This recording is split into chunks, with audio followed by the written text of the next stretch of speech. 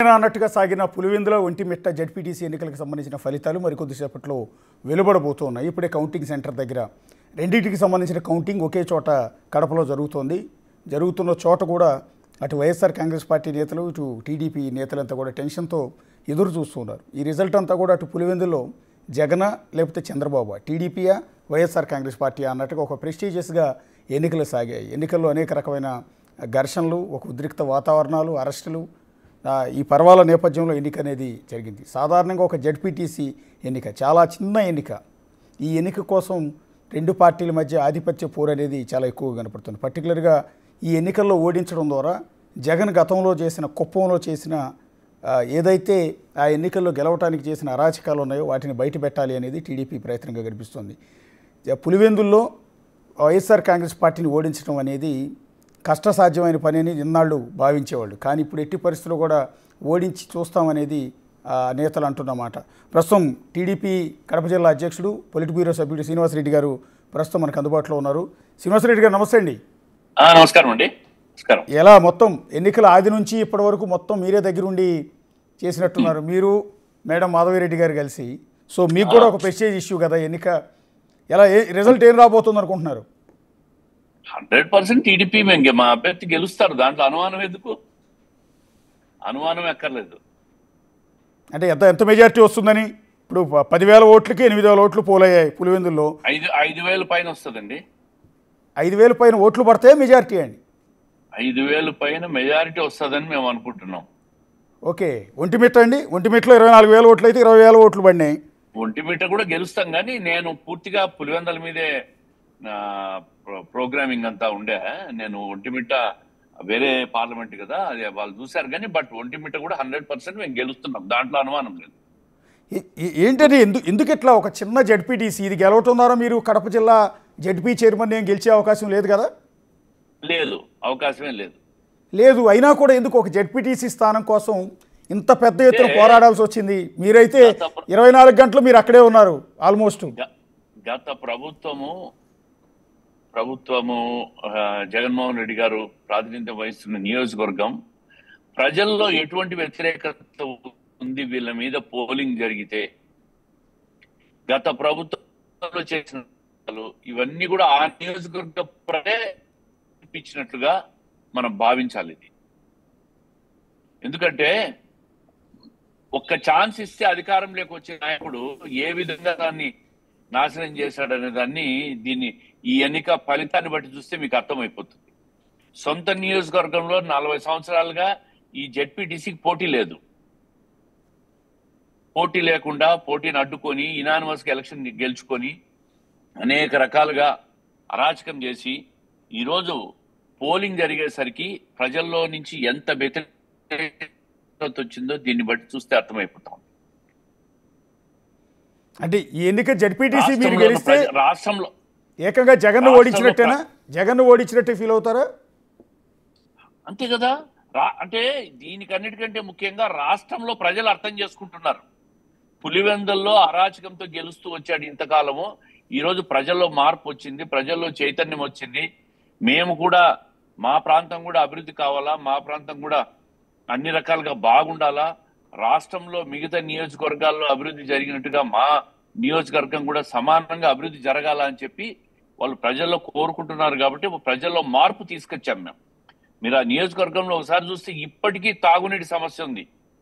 2 సార్లు 5 సంవత్సరాలు ముఖ్యమంత్రిగా ప్రాతినిధ్యం వహించిన నియోజకవర్గంలో ఇప్పటికీ సమస్యలు ఉన్నాయంటే మీరు అర్థం చేసుకోండి.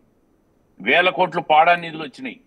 మరి ఆ నిధులన్నీ ఏమైనాయి, ఎక్కడ ఖర్చు పెట్టారు, ఎవరికి ఖర్చు పెట్టారు, దేనికి ఖర్చు పెట్టారు, ఇవన్నీ చూస్తే ఆ నియోజకవర్గంలో జగన్మోహన్ రెడ్డి గారి మీద ఎంతటి వ్యతిరేకత ఉందో ఈ ఫలితం బట్టి మీకు అంతా అర్థమవుతుంది.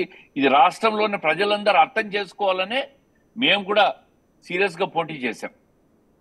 ముఖ్యమంత్రి గారికి ముఖ్యమంత్రి పదవి పోదు, జగన్మోహన్ రెడ్డి గారికి ముఖ్యమంత్రి పదవి రాదు, గెలిచినా ఓడినా. కానీ ఈ ఫలితం మాత్రం రాష్ట్ర ప్రజలు అర్థం చేసుకునేదానికే మేము పోటీ చేశాం. రెండోది, భవిష్యత్తులో ఆ నియోజకవర్గంలో ఏదైతే మేము హామీలు ఇచ్చామో అవన్నీ నెరవేర్చి ప్రజలను మా వైపు తిప్పుకుంటాం.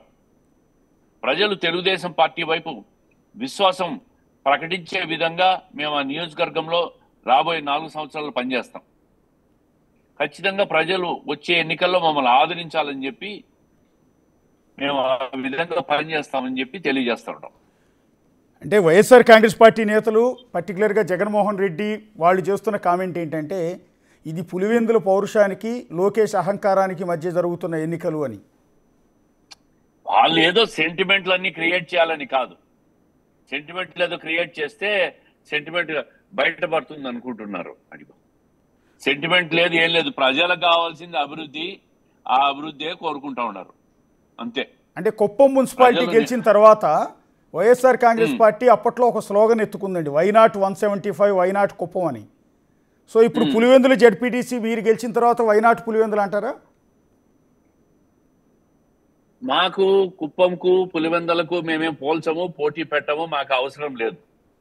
మేము ప్రజలకు మంచి చేస్తాం అనే విశ్వాసం మేము కల్పిస్తాం.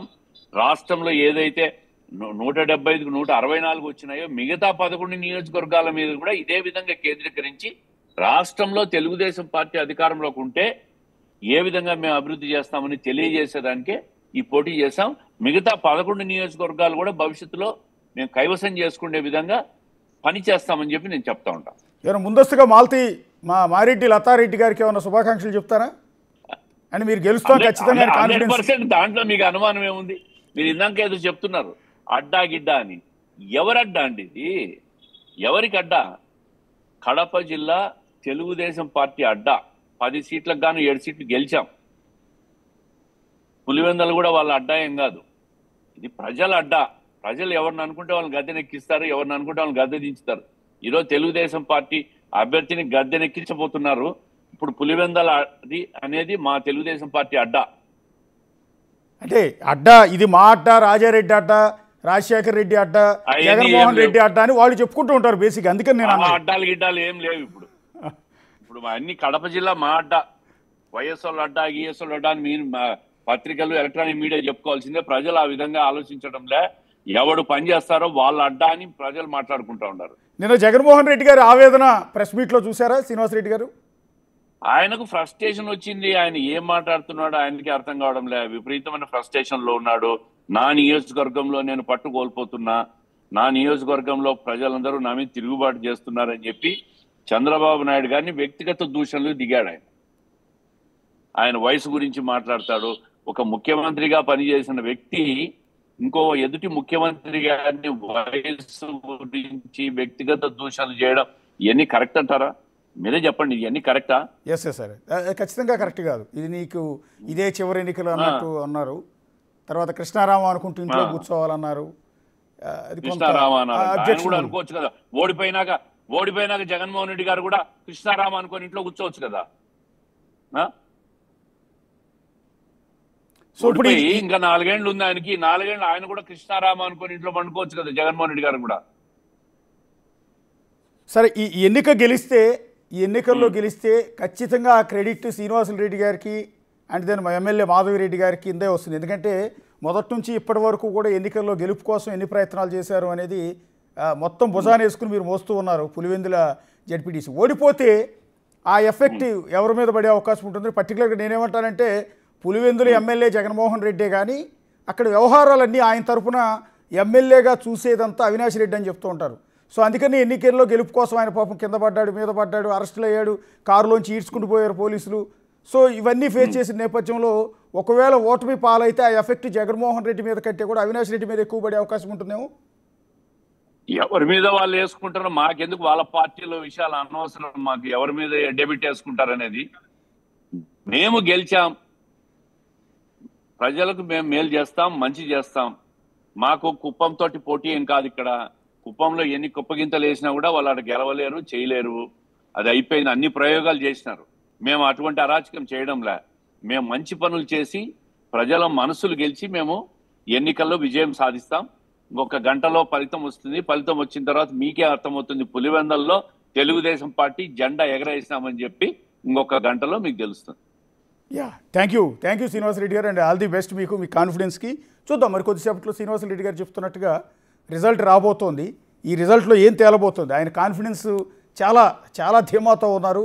ఎట్టి పరిస్థితుల్లో మేమే గెలుస్తాం, పులివెందులో మా జెండా ఎగరేస్తాం అనేది శ్రీనివాసరెడ్డి గారు చాలా చాలా చాలా కాన్ఫిడెన్స్తో, ఆత్మవిశ్వాసంతో చెప్తున్నారు. 5,000కు పైగా మెజారిటీ వస్తుంది అనేది ఆయన చెప్తున్నమాట.